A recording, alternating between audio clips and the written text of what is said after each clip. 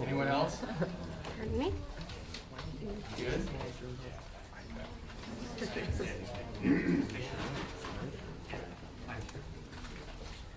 By the way, this is Joe, so just ask Joe for the microphone.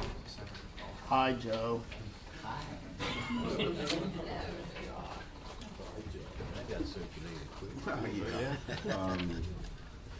Well, I don't know what to do. Billy, would you hit restart again, please?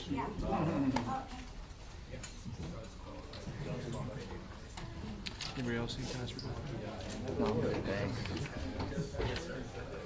Okay, yeah, well, I'm just. Well, this is crazy because you got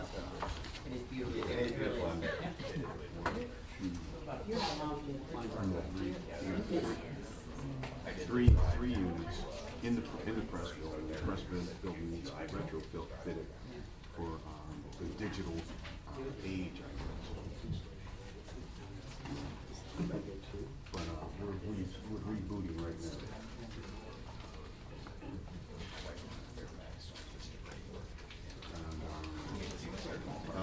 Billy's running that. I'm on Billy Drees. Yeah. And you should. Is it back up, Bill? Yeah, putting it in. Get that guy. I don't know. Well, it's back on, and it's looking, trying to get a handshake.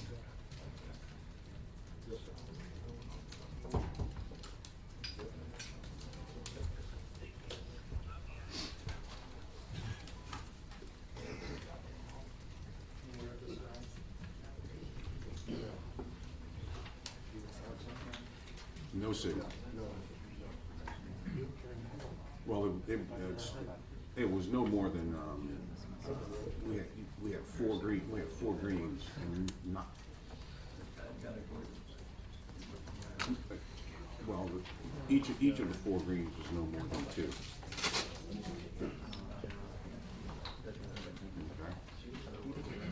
Okay. You, all right, buddy. Bye.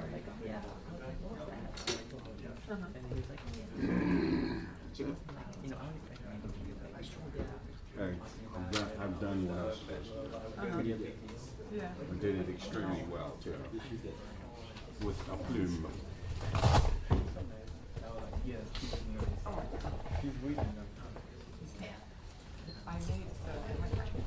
The gyro is shaky. We have a handshake now, but this will be the sixth handshake.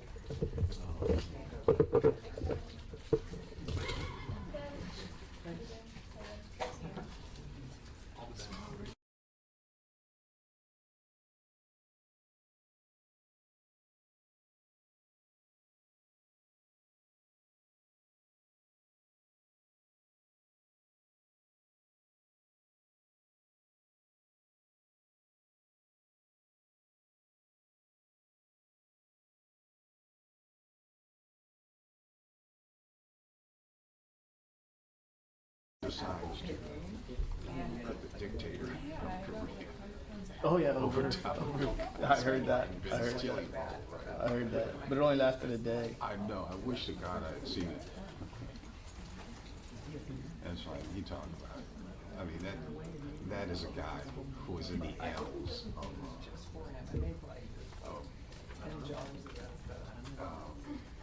Cool Disco Dan. Yeah. All right. Come save to start the thing now. I'm sorry? Are they gonna be on time? 2 minutes. Really? Really bad.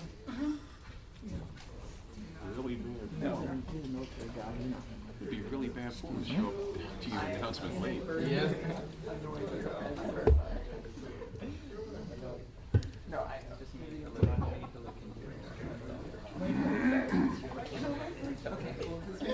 any better.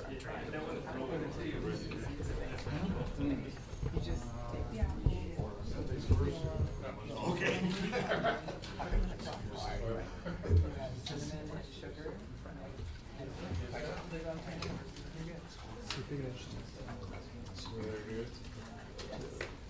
There's one now.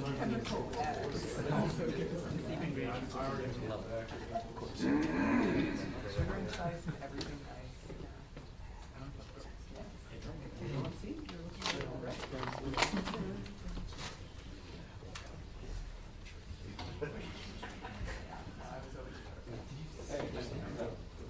Oh, yeah, the green one. Oh, yeah,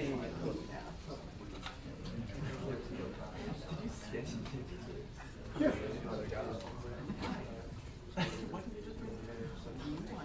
Because newspaper is cumbersome, ostentatious. Besides, that paper's a thing of the past. This is not really paper, this is photosensitive. Some other material.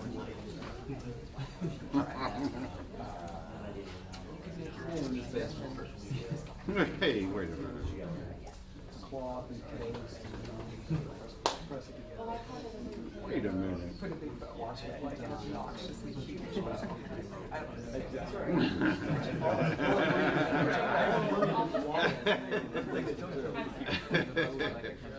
Hey, nobody's listening to either of you. What are you doing here?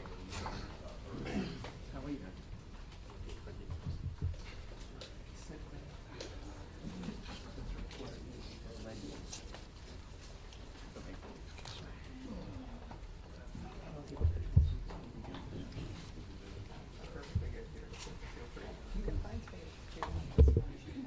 I'm not blocking anything.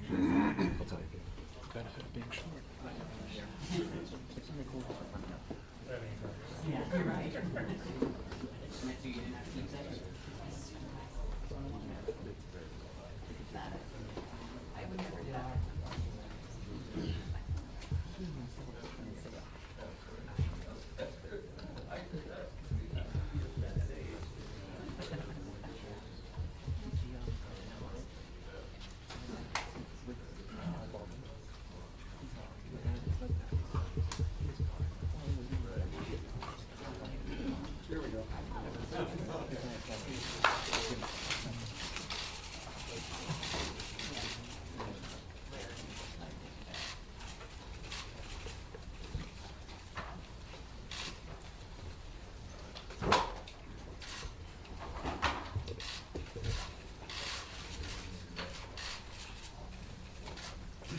Good afternoon. How are you? Let's start by saying that several years ago, Senator Daniel Patrick Moynihan's wife Elizabeth sent me a wooden shank that had been used to put together the old schoolhouse on the rural farm where he wrote his books. We had been talking about the kinship that I felt with Senator Moynihan for his thoughtful approach to governance, his willingness to put our country ahead of party, and his search for solutions rather than political expediency. And she sent me this chink from the old farmhouse and had a note on it saying, 2 square pegs in 2 round holes. Some people say I'm a Republican who became a Democrat, but that I often sound like a Republican in a room full of Democrats, or a Democrat in a room full of Republicans, and actually I take that as a compliment. More people in this country call themselves political independents than either Republicans or Democrats. I happen to agree with them. Our country is more important than a label. Democrats in years past understood this, people like Sam Nunn, Scoop Jackson, Mike Mansfield, John Kennedy, among others. Americans are disgusted by all this talk of Republicans and Democrats calling each other the enemy, instead of reaching out across the table and actually finding ways to work together. I know what an enemy really is from hard personal combat. The other party's not the enemy, they're the opposition. In our democracy, we're lucky to have an opposition in order to have honest debate. It's creative, it's healthy. There's no opposition party in countries like China because there are no elections in China. or in other non-democratic authoritarian societies. Over the years, I've worked with Democrats or Republicans, and my basic beliefs, principles of leadership, and love of country have never changed. I proudly served for 4 years in the Reagan administration. As a Republican, I proudly served in the Senate as a Democrat. But we need to be honest here, because the very nature of our democracy is under siege due to the power structure and the money that finances both political parties. Our political candidates are being pulled to the extremes. They're increasingly out of step with the people they're supposed to serve. Poll after poll shows that a strong plurality of Americans is neither Republican nor Democrat. Overwhelmingly, they are independents. Americans don't like the extremes to which both parties have moved in recent years, and quite frankly, neither do I. I know I'm going to hear this, so let me be the first to say it. I fully accept that my views on many issues are not compatible with the power structure and the nominating base of the Democratic Party. That party is filled with millions of dedicated, hard-working Americans, but its hierarchy is not comfortable with many of the policies that I have laid forth, and frankly, I'm not that comfortable with many of theirs. For this reason, I'm withdrawing from any consideration of being the Democratic Party's nominee for the presidency.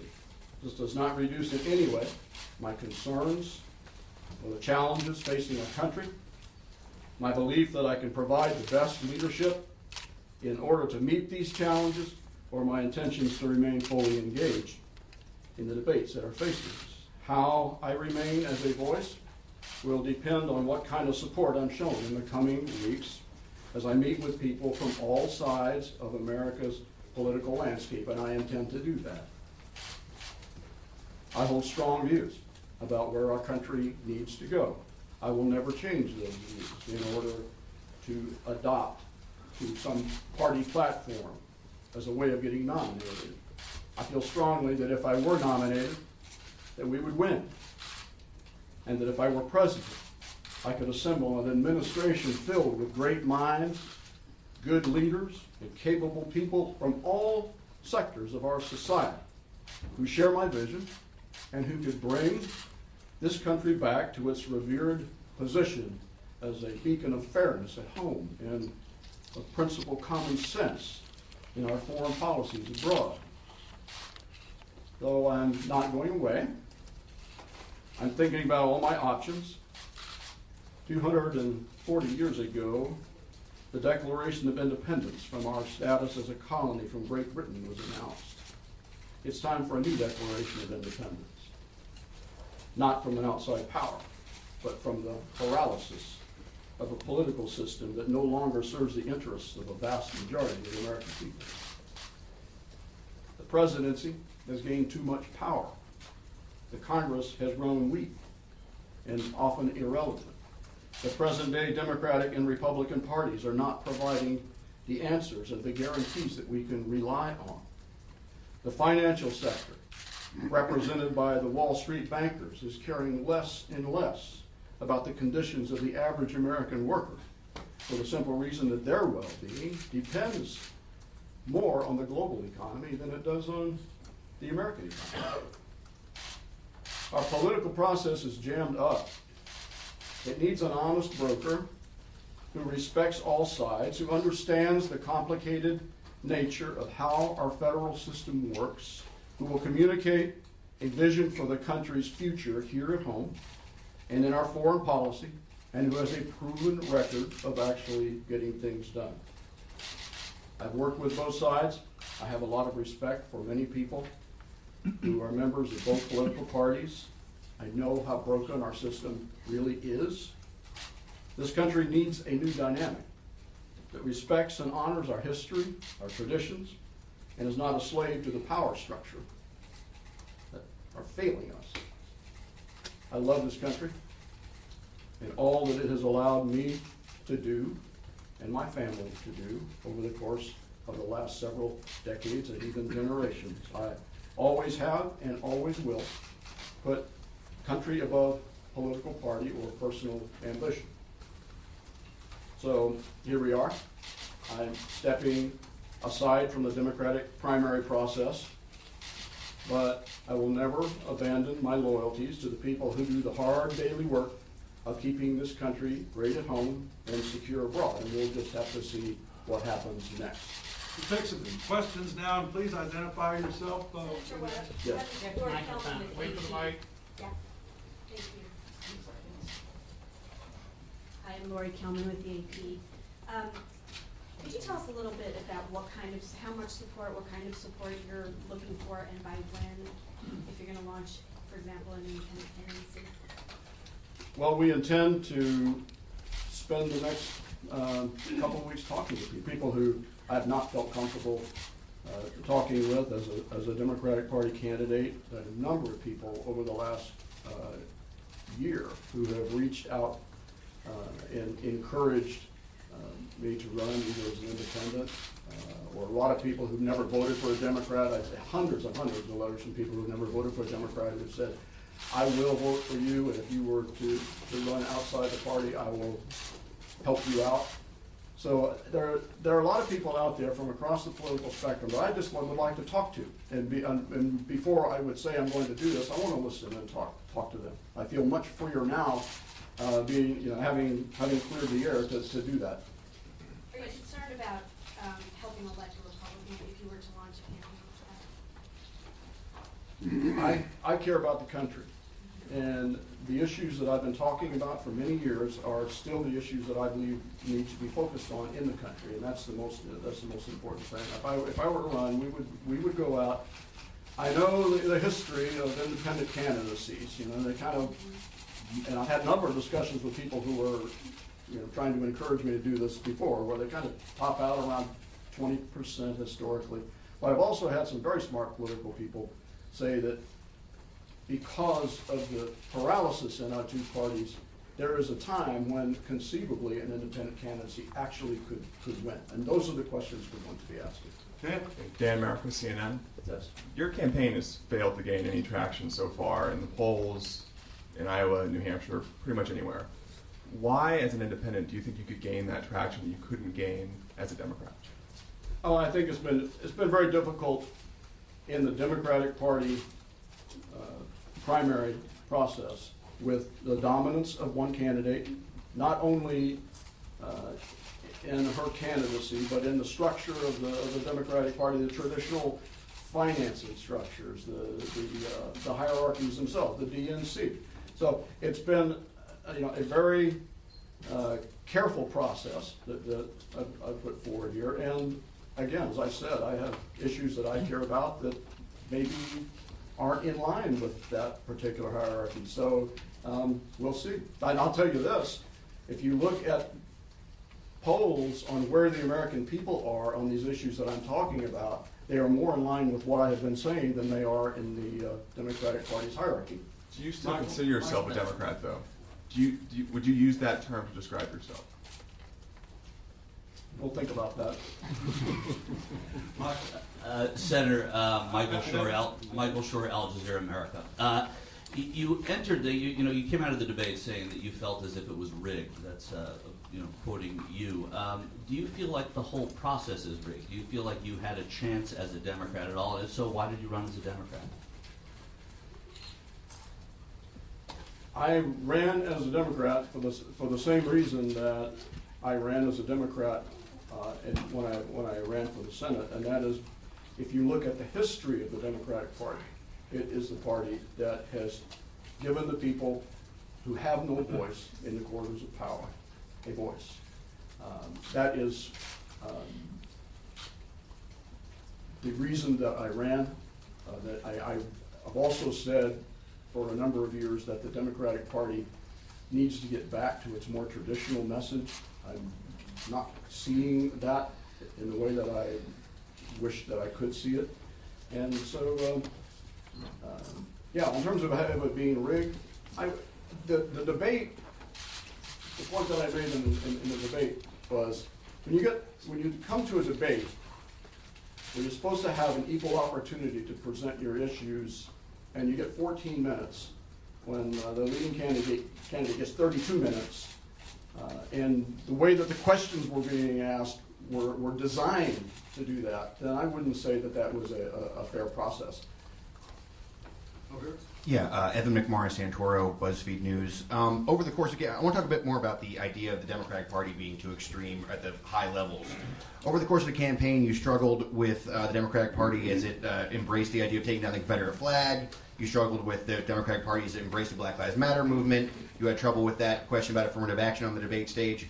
Are those areas where you feel like the Democratic Party has gone too far? It is too extreme? Areas like that?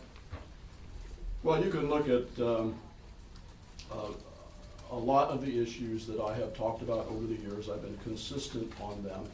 With respect to the issue of the Confederate flag, what I said was that yes, the Confederate flag should come down, but I'm an historian, and that we need to be very careful in terms of examining the fairness of our history. There are people who have not viewed the Confederate battle flag as a symbol of racism, and so let's take them down from public places, but let's not get carried away here in terms of how our own history laid out during the period. I've talked about the need. By the way, this is not just I'm not trying to stand here and attack the Democratic Party. I'm just saying these are areas where I think there were strong differences of feeling between the hierarchy and party hierarchy and myself. The Democratic Party is heavily invested in the notion of interest group politics. And interest group politics, if you're not careful, can exclude people who also need a voice in the corridors of power. And I've spoken about this a lot. With respect, the question I was asked, by the way, with respect to affirmative action, I gave a very careful answer to, and I don't believe that it should be misunderstood when I said affirmative action was an African American program because of the unique history of African Americans in slavery and with the Jim Crow laws that came after that. But that once you expand that into what we call diversity programs for anyone who happens to be a person of color, by definition, what you're actually doing in the long run is you're hurting poor blacks and poor whites. Take a look at West Baltimore. This is an example I used more than a month ago. And take a look at the Appalachian Mountains in Kentucky, and you will see two different cultures that have not been helped and actually are falling more and more by the wayside in terms of poverty and educational opportunities and these sorts of things. And that's where the Democratic Party should be. That's where the country should be, whatever party it is. We should be making sure that we are serious when we talk about having a level playing field, and I think still giving special consideration to the journey of African Americans. But for everybody else, welcome to America. You got the best shot in the world here at having a great future. And my wife, Pong, standing next to me, is a perfect example of that. Her family escaped from Vietnam on a boat when the communists took over. They did not know if they were going to live or die. Her parents never spoke English. She came here, studied, learned the language, and ended up graduating from Cornell Law School. That's what this country can do. And that has been my frustration on those sorts of issues. We can do that. We should be looking at that. Sean Gallant, CBS News. On the debates, do you plan on attending the next Democratic debate? No, I do not. As of today, I am not involved in the Democratic Party's primary process. Ben Brody, Bloomberg News. In addition to the poor alignment, perhaps, between your platform and your goals and the Democratic Party, you've also suffered from poor fundraising, lack of infrastructure. If you were to do an independent bid, what would you be prepared to do to bolster fundraising, to go against that machine, to build an organization, to hone a message, to be disciplined? First of all, I can't tell you how many people have written to me over the last year and offered to help if I would run as a Democrat or as a Republican. That was also part of it. It was very difficult to fundraise inside the Democratic Party structure right now for the reasons that I have mentioned. I have no doubt that if I ran as an independent, we would have significant financial help from people who want me to run as something other than a Democrat. So it'd be coming to you? Yeah, we'll see over the next few weeks, but I've had so many people asking me to stay in this and to keep the voice out there that I think if we ran, we would not have the same difficulty we had with the Democrats, quite frankly. Back here. Senator Webb, Yes. my name is Lee Boswell, and I'm a professional firefighter. And I just want to come today to say thank you for everything that you've done for the firefighters. Also, my question would be in terms of organized labor. It seems like it really has not been that big of an issue in this race. And my question to you would be, I also have something for you in the spirit of military. I brought you a coin. How do you think we need to bring that back up into the forefront? I've been working for the last several weeks on the Zadroga Act, the 9/11 healthcare bill, and it just seems like there's not the support. Like, people have forgotten the events of 9/11.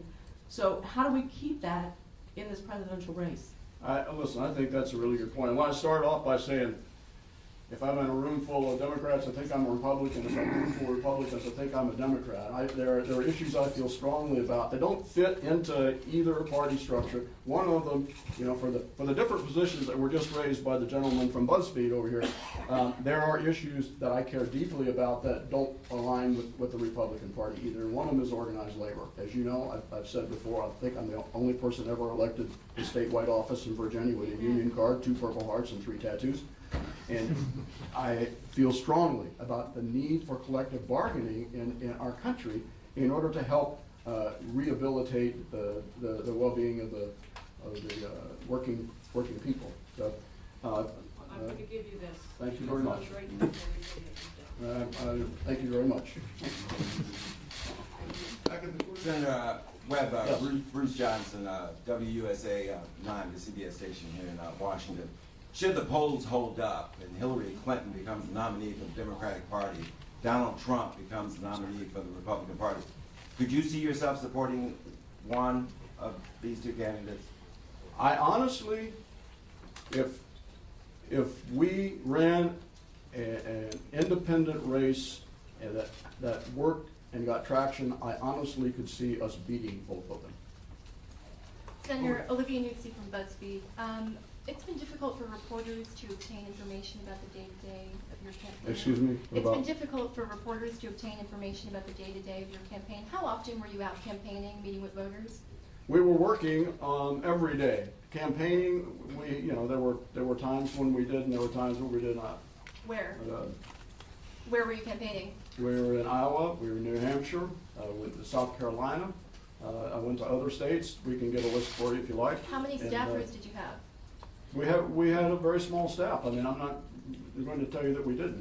We had challenges creating an organization inside a Democratic Party where the expected nominee had a lot of control, a lot of leeway, and that was then. And I'm talking about the future now. Will you be keeping your staff on payroll? We'll get to that later. Where I am, we do have very dedicated staff, some of them on payroll and some of them volunteers. Mr. Webb, Alex Jaffe with NBC in the back of the room. Hi. Okay, there you are, sorry.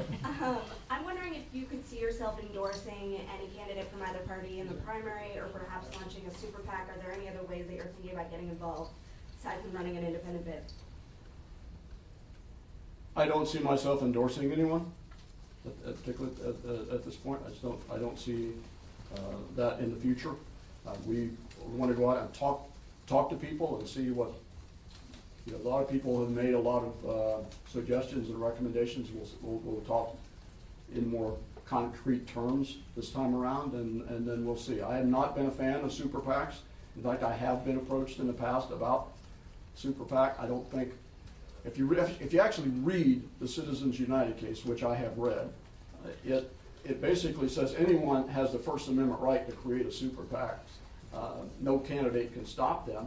At the same time, candidates are not supposed to be directly cooperating with them, and that's been the problem that I've seen in these campaigns.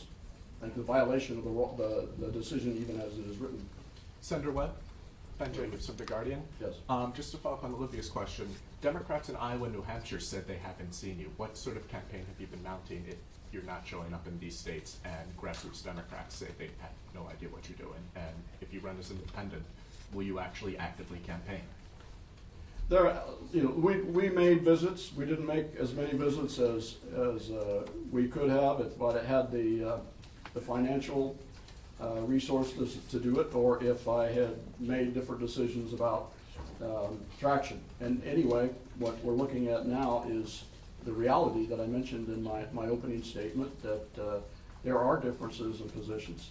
And I'm not running in a Democratic primary now. And you mentioned that the hierarchy of the Democratic Party have been a factor.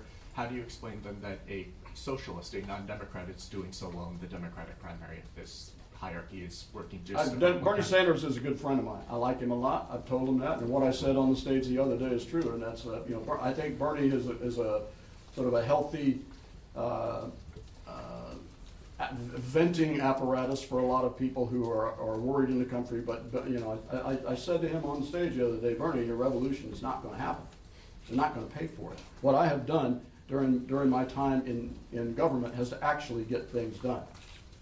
Actually get programs passed, legislation passed, raise the level of public discussion on things like criminal justice reform. So I'm not, I'm glad Bernie's out there with the voice that he has, but the programs he's talking about, they're not going to happen. Just a couple more questions. Right. Senator Mass Rosenthal from Mother Jones. In terms of the financial support that you've talked about, you said you've heard from people. Are you speaking about just, I know on social media you've been referencing a lot of people who said that they've crossed the aisle for you, who said that they were big fans of you. Are you just talking about those kind of ordinary voters, small-time donors, or have you had any contact with people who may be Republicans or maybe independents who are more involved in perhaps raising money, bundling for you, being more large-scale donors? I think both. And at the same time, let me clarify something else too, and that is political commentators so often tend to view elections as an auction. People go out and see, what they view campaigns purely by how much money has been raised. That makes someone a front runner. I don't think that's always true. When I ran for the Senate, I was outspent in the primary 10-1. I was outspent in the general election 3-1. And you see Governor Bush right now, I think he raised $120 million. He's got 4% for it. So I think if you can go out and connect with the right people who will support candidacy, use your money wisely, that we can still have a chance. One more right here. Hi, Senator Emily Atkin from Think Progress. Where are you? I'm sorry. I'm right here in the front. Okay. Right here, yeah. Hi.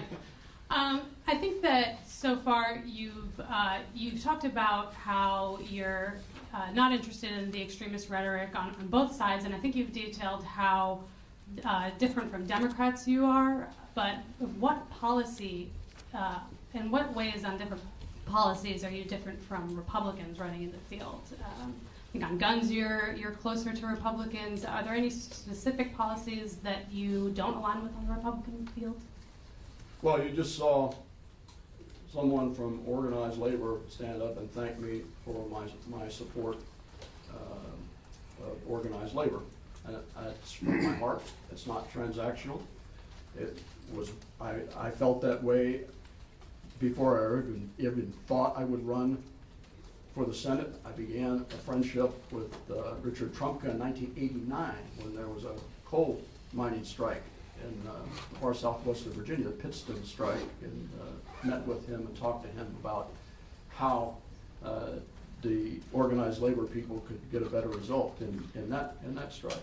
The biggest difference I would have is in the area of how the financial sector has so dominated politics, actually in both parties, but it's a very strong issue in the Republican Party. So this isn't, as I said, I don't have I'm like most Americans. I'm like probably 46% of Americans. I don't have a clear, exact fit in either political party. I care about the country. I care about the future of this country, and I put my issues on the table without regard to whether I'm being transactional with one party or the other. Would you say you're more different on social issues like abortion, et cetera? I think I have my own feelings about those. That they're probably the whole country is evolving on those issues right now, but I have been a supporter of Roe v. Wade and on issues like gay marriage and these sorts of things. I've been a supporter on those, and I will continue to be. Thank you very much. But thank you. Well, I've got copies of the text of the speech. Put out here for you.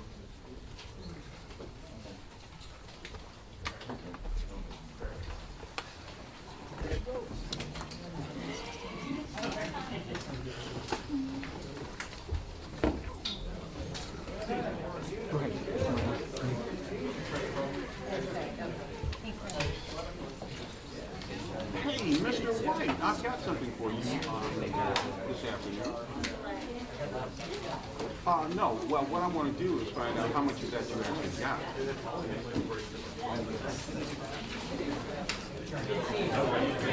That's what's going to happen.